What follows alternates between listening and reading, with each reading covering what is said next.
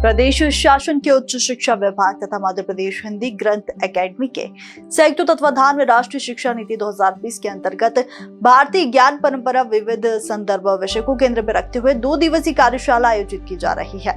शासकीय सरोजनी नायडू कन्या स्वशासी स्नातकोत्तर महाविद्यालय नूतन कॉलेज के स्वामी विवेकानंद सभागार में आयोजित कार्यक्रम में राज्यपाल मंगूभाई पटेल और मुख्यमंत्री डॉक्टर मोहन यादव ने दीप प्रज्वलित कर इस कार्यशाला का शुभारंभ किया।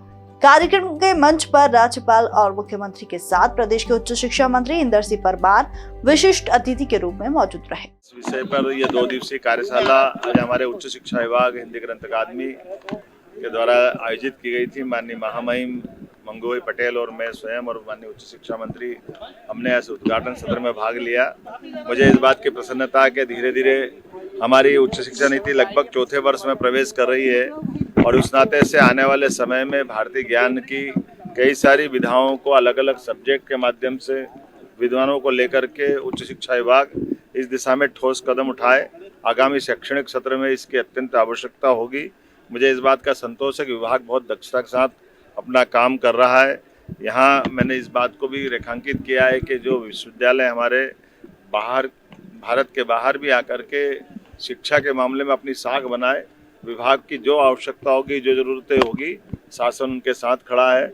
मैं एक और बात आपको बताना चाहूँगा कि उच्च शिक्षा विभाग के हमारे सभी जिनको विश्वविद्यालय की श्रेणी में लिया गया, खास करके शासकीय विश्वविद्यालय के शैक्षणिक जगत के अंदर की जो कठिनाइयाँ उसको भी पूरा करने का सरकार ने निर्णय किया है और अब हमारे कुलपति तो कुलगुरु कहलाने जाने लगे हैं।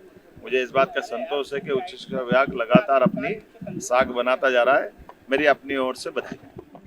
उद्घाटन कार्यक्रम के दौरान मुख्यमंत्री डॉक्टर मोहन यादव ने अपने संबोधन में कहा कि हमारी ज्ञान परंपरा गंगोत्री की तरह पवित्र और उज्जवल है। ज्ञान को किसी सीमा में बांधा नहीं जा सकता। ऋग्वेद में कहा गया है कि जहाँ से भी ज्ञान मिले उसे ग्रहण कर लेना चाहिए। यह हमारा सौभाग्य है कि हमने अपनी संस्कृति और ज्ञान परंपरा को अक्षुण्ण रखा। क्रांति सूर्य टांटिया मामा, तात्या टोपे, रानी अवंतीबाई, रानी दुर्गावती ही तो हमारी गौरवशाली ध्वजा को लेकर चलने वाले रहे हैं। ये आजीवन हमारे लिए पाथे रहेंगे।